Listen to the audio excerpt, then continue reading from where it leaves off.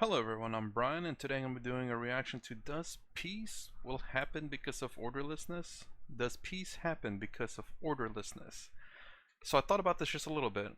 I don't think so, because there is order and then chaos. The extreme sense of order to me, anyway, in my personal beliefs, and I don't know if it's necessarily true or not, but absolute order means absolutely no freedom.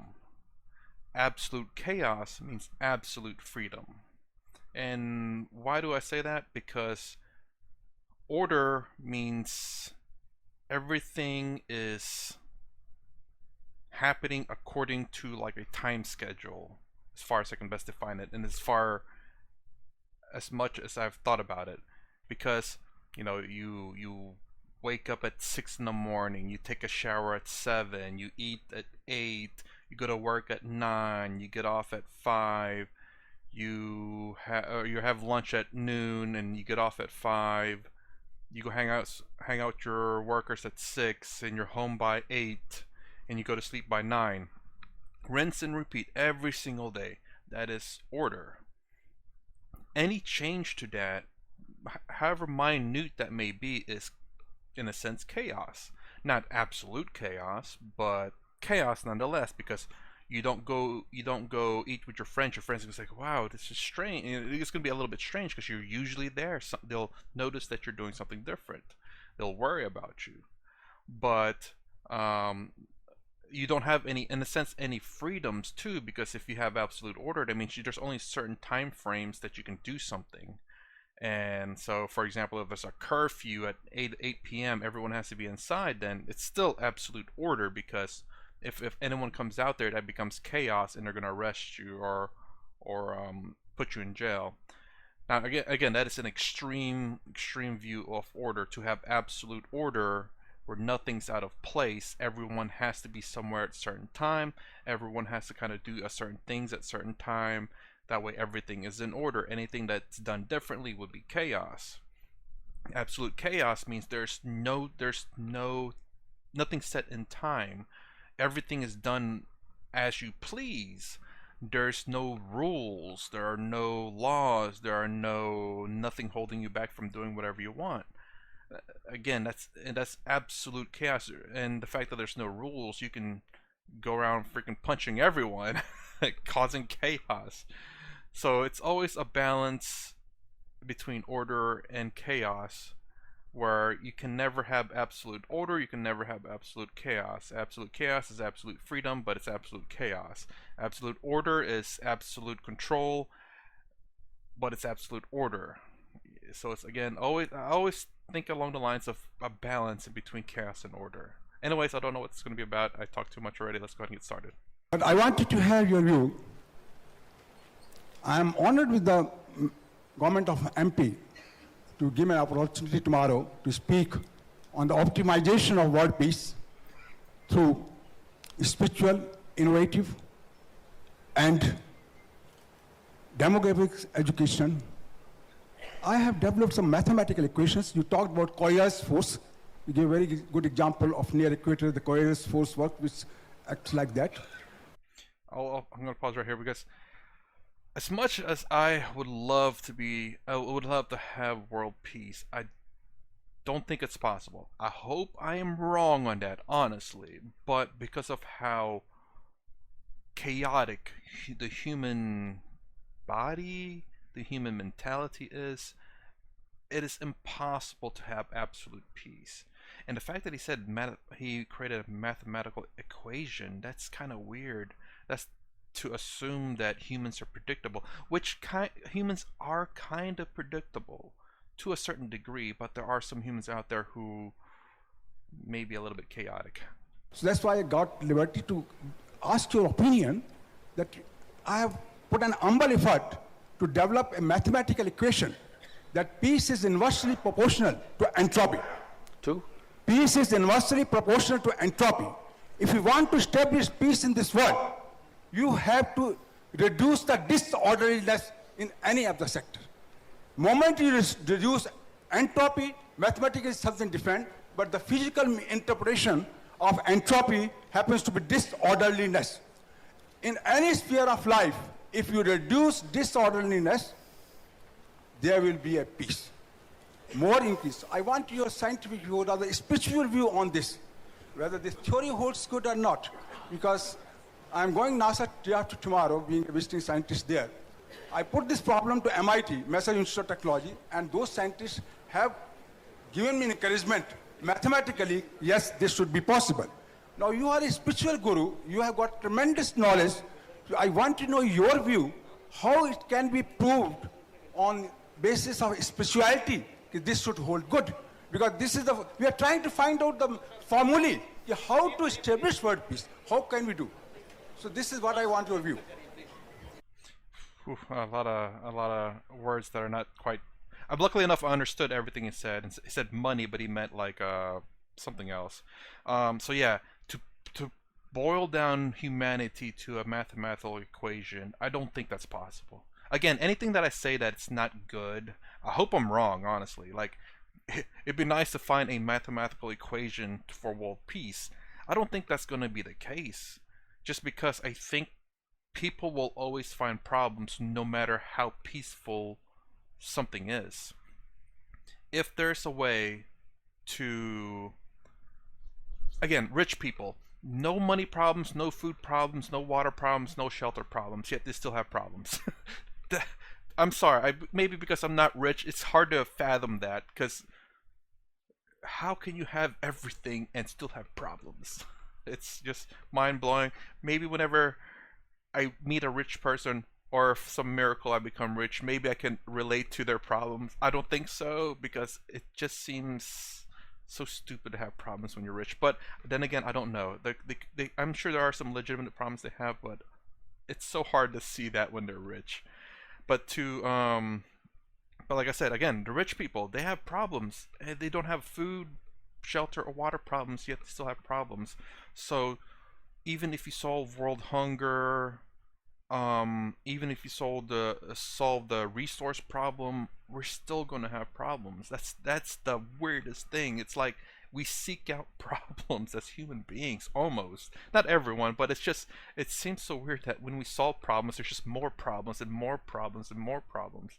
I wonder if it's that infinite loop that Sadhguru was talking about, where you find an answer, then there's another problem. We solve world hunger, but then there's two other problems that come up. We solve resource problems, now two more problems come up.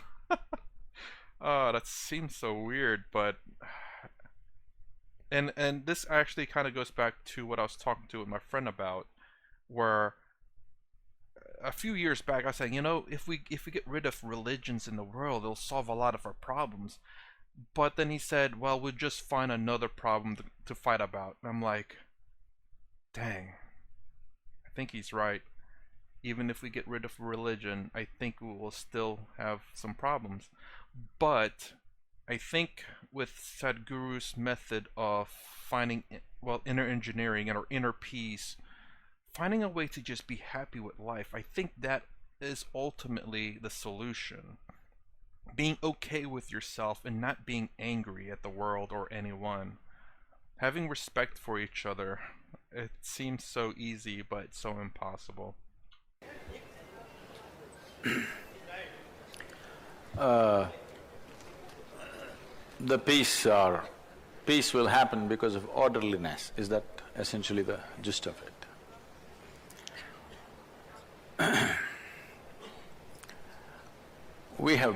India has been a magnificent chaos, always, not today, always. Magnificent chaos. Each person doing his own thing, everybody thinks he's a genius by himself, all right? And in the same house, 5 different people are worshipping 25 different gods. There is no order in anything, but there has been peace.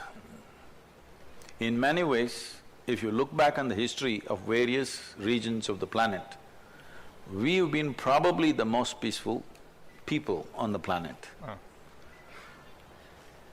This is not because of orderliness. This is because unless you can keep your mind peaceful, how can you keep your home peaceful, town peaceful, world peaceful? If your mind is in turmoil everything is orderly, something crazy will happen. Something really crazy will happen. So people always ask me, Sadhguru, you're saying India is such a spiritual land, particularly when I'm traveling outside the country, but see, they're in such poverty, this, that. I tell them, you just come and see in India. For example, where our ashram is in Tamil Nadu, about 12 kilometers from the ashram there is a police station. Now they've upgraded it to 11 policemen. Early all these years it used to be 8 policemen. At any time 3 or 4 will be on the leave. 1 sub-inspector and 12 policemen now. 3-4 will always be on leave. They have no vehicles. The sub-inspector has his own private Hero Honda. The others have bicycles. Oh. If you say a murder has happened, they will ask, should I really come? Anyway, the man is dead. Bring him here. I'm saying there's really no law enforcement. And people are not living in great comfort or something, they're living basic lives in the village. Ashram is there is another university, cars are going up and down, people are driving Mercedeses, BMWs up and down. These people are living in abject poverty. Nobody ever jumps on these people, kills them, takes what they have. It never happens. This is spirituality.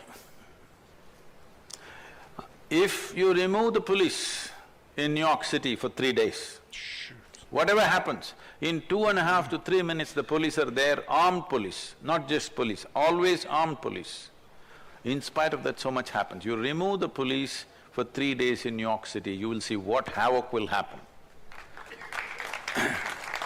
So now peace is a consequence of how we are within ourselves. The essential fundamental of this culture has been simple aspects or simple tools of yoga have been introduced to every human being. How to sit, when you eat, how you should sit, when you do your puja, how you must sit, if you receive, how you must receive, if you give, how you must give. For everything there is an asana, a mudra, a particular pattern, even breath patterns were given for different activities, how to do. This is a distorted version of yoga which has happened over many millennia. Initially, proper yoga was taught to every human being at one time. Over millennia, because of invasions and various things, corrections did not happen, so distorted versions of yoga are happening. Even today, at least 70% of the Indians, without knowing what is yoga, they're practicing some simple form, at least the way they stand, the way they sit, they're doing some yoga. And this has made the difference, because your minds are peaceful, society is peaceful. Because what you call a society or the world is a larger manifestation of the human mind. I will say yes. Again, like I said a little bit earlier, I do believe his teachings of how to inner engineering and being at peace with yourself. But yeah, I cannot agree more about the peaceful mind. There are so many people around the world think they need so many different things, and because they cannot have it, it kind of creates chaos, a disturbed mind. Which I'm now formulating this. I've always thought, you know, there's a saying that greed is the evil in the world. We're greedy for money and power, which I do agree, but is this greed, is that it's causing chaos or disorderly mind, like Sadhguru was saying about a peaceful mind. I'm talking about the disorderly mind, because they want this and they're not at peace until they have it, and even when they have it, they're still not at peace because they want more of it. But yes, man, if more people could, I think there are a lot of people out there who generally have peaceful mind. I do believe majority of the people in the world are peaceful people and they have a peaceful mind. But I think it could be elevated a little bit more, where petty stuff or maybe even a little bit larger issues won't be taken so harshly. Will not disrupt the inner peace on that person, for that person. Won't disrupt the inner peace of that person. There we go. If you do not know how to keep yourself peaceful, world peace, I've been to all those international peace conferences many times and I decided not to go about 6 years ago anymore because it's just talking shops. Just talk. World peace, speeches are given and some people are bringing 50-page speech and reading it. Peace happens because everybody falls asleep. Yeah, that's those things like, it's all talk and no action. I mean, it's really hard to implement, I guess, some of the world peace stuff that they introduced. I've not watched any, but I kind of figured, it's mostly talk.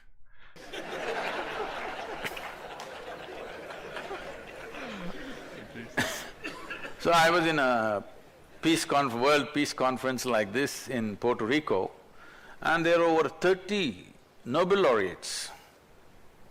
So all of them, they're talking about world peace. I just asked them a simple question. How many of you can put your hand on your heart and say that you are peaceful in your mind? Ooh, not too many, I would assume. If you don't know how to keep your mind peaceful, please don't talk about world peace. And this peace being the highest goal is essentially come to us from outside. We never thought this a big thing because to be peaceful is not the ultimate goal of your life. Today unfortunately, even in India, even the so-called spiritual leaders are talking about peace of mind as the highest goal. Such people will only rest in peace. Because if you want to enjoy your dinner today, you must at least be peaceful, isn't it? Yes? If you want to enjoy the company of your family, at least you must be peaceful. If you're not joyful, at least peaceful. If you want to enjoy the work that you're doing, you must be peaceful. Tell me, is this a fundamental requirement or is it the final goal of your life? I say a requirement, not necessarily a final goal, because peaceful at work, peaceful hanging out with your friends or family, and peaceful at eating are just temporary things, not life goals. But it's nice that everyone else around you, like your work, your dinner, or your family or friends, are at peace too. Because if you're the one at peace and everyone's chaos, it's gonna be hard to maintain that peace. It is the most fundamental requirement. Every animal is capable of this. As soon as their stomach is full, they sit there peacefully. Even a buffalo is able to do it. What is the problem with the human being? Because you have an intelligence that you do not know how to manage, that's your problem, isn't it? The problem is, you have an intelligence that you do not know how to manage. Wow, he talked about that, I forgot what episode I did a reaction to that, and it kind of clicks there a little bit more than it did in that last one, because of the intelligence. Wow, that is really bad thing to say. An intelligence is supposed to be a benefit, but we're looking at it as a disadvantage. That is funny. That is contradictory, and I love that. An intelligence that's meant to elevate us, but yet hinders us from happiness. You do not know how to manage, as I said to the lady, that you have not read the user's manual. You've not paid attention to this one. That is the main problem. All kinds of things, whatever you're deprived of, rises to heaven. This happened to me. I was to speak in Tel Aviv a few years ago, and I'm flying from Atlanta and flights are late. I'm to land there in the morning and speak at 6:30 in the evening, but I land there at 6 in the evening. So I quickly change in the airport and rush to the thing, because in these 33 years I have not been late to a single appointment yet. I don't want to break that. So I rush to the place, and I have been flying an American airline, so there's nothing edible on the plane, so I'm famished. And when I go there, I find that the venue of the talk is a restaurant. Life can't be better, isn't it? So I'm happy that it's a restaurant, at least you can smell the food. Oh, that's torture. I have not eaten since early morning or the previous day. Please tell me he holds the meeting in the restaurant while eating. So I went there and people are already coming in and they're greeting me. One man comes and says, "Shalom." I asked him, what does it mean? He says, "This is the highest way of greeting." I said, that's your opinion, but what does it mean? He says, no, no, this is the highest way of greeting. All right, what does the word mean? He says, it means peace. Then I said, why would peace be the highest way of greeting unless you're born in Middle East? In South India, if you come up to me in the morning and say, peace, I will say, what's wrong with you? What's the matter today? So whatever you're deprived of will become the highest thing. Please don't make it the highest thing. Peace is not the highest goal. Oh. So the highest goal is what you're lacking.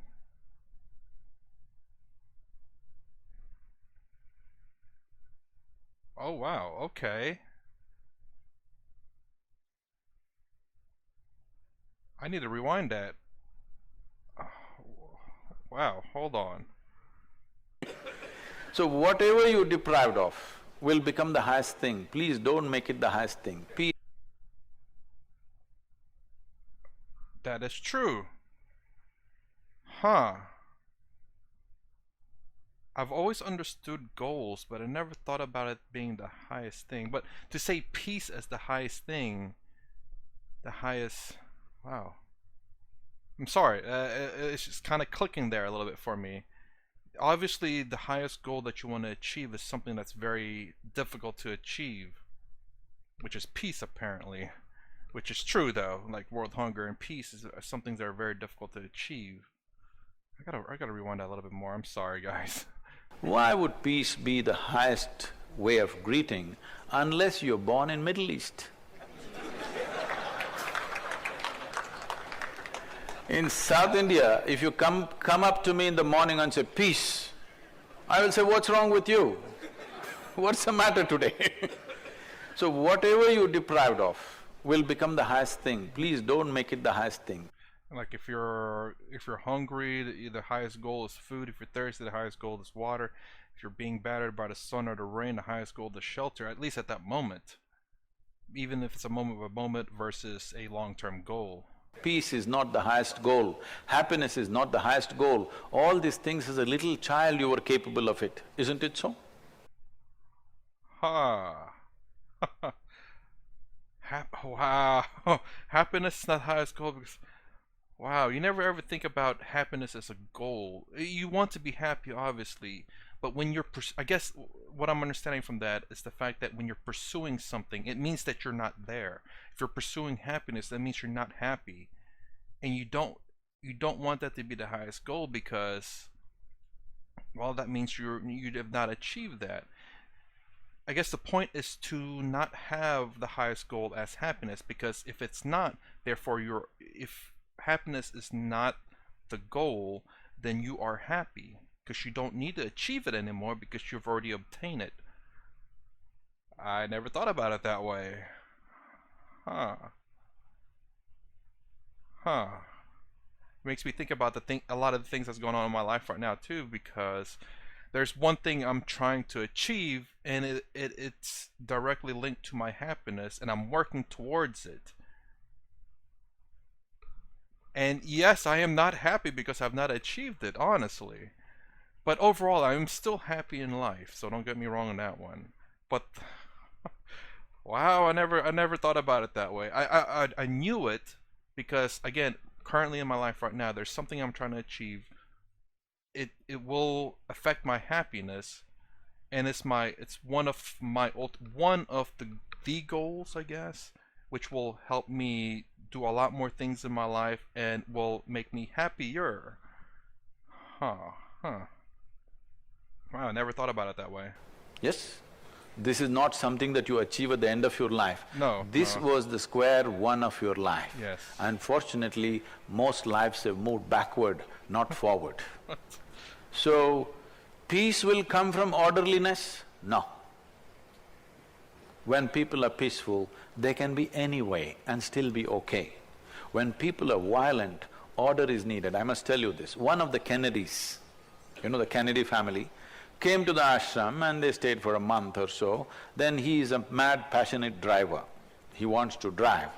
I said, if you drive, you will kill Indian people. because many of them are checking their horoscopes every day on the street. Because their astrologer has told them you will live for 85 years, they want to check on the street. Oh, geez. Because they'll suddenly walk in, they'll suddenly fall under your wheels. You're supposed to do something and prove his horoscope right. So I said, this is not for you, this is not like America, just gassing up and going. This is different, you don't drive. He said, no, Sadhguru, I want to drive. Then we put an escort car for him and behind this car you drive. So he thoroughly enjoyed, he drove to Kerala, he drove to Goa, he went to Gujarat, Rajasthan, and then he left. When I went to America, there was a Robert Kennedy 25th anniversary event where I went. So I asked him, what was your experience of driving in India? Sadhguru, people are so peaceful. In America, everybody is in a rage, which is true. Everything is in order. If little go off the order, people will burst. You understand? The emotions will burst on the street just like that. Here, everybody is trying to get under your wheel. Still you're not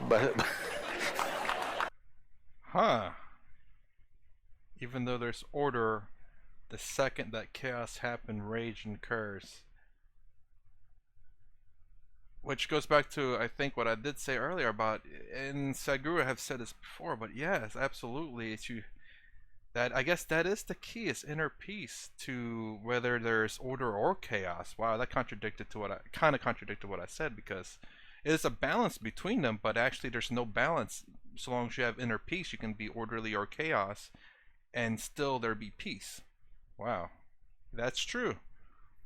Obviously chaos being that you don't kill people, you can just free will basically, and orderly being that you don't necessarily have to have government or rules, but you can still have a life which follows a particular pattern, a pattern of life, and you can follow that pattern day by day as something that's still orderly, and you can still have rage, but if you have inner peace, then whether your life is very much of a pattern, or it's chaos in terms of the fact that you do random things at different days and nothing's the same, or anywhere in between, so long as you're in peace, there will be peace. I've always thought that having absolute order will be absolute peace, because everything's under control.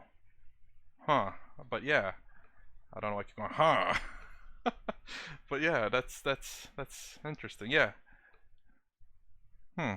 But I mean, I did think about this before, but I never really thought about it this deeply until he said that, and that makes a lot more sense than trying to fit it into this order versus chaos. It's actually chaos. You can have orderly and still have murderers. It'll be a little bit of chaos, and you can have chaos and still have murderers. But it's the important factor between order and chaos is the inner peace. Oh God, talk too much, I think.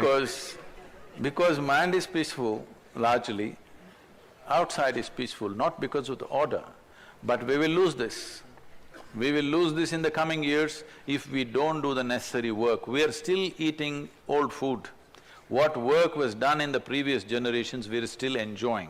Now if we don't do the necessary work, next generations will not have the same thing. So is peace equivalent to order? Not at all. Oh shoot, that's about the end right there. Wow, I associated order or complete order with peace, but that's not the case actually. Of course, I did know about, you have to be okay with yourself and then you'll be okay in life, but that doesn't necessarily guarantee peace. But that is probably one step towards an inner peace, is being okay with yourself, with what you do, what you have, and what you have achieved and what you've yet to achieve, because people tend to stress out about what they have and what they haven't achieved, that it's causing a lot of turmoil and chaos in their life.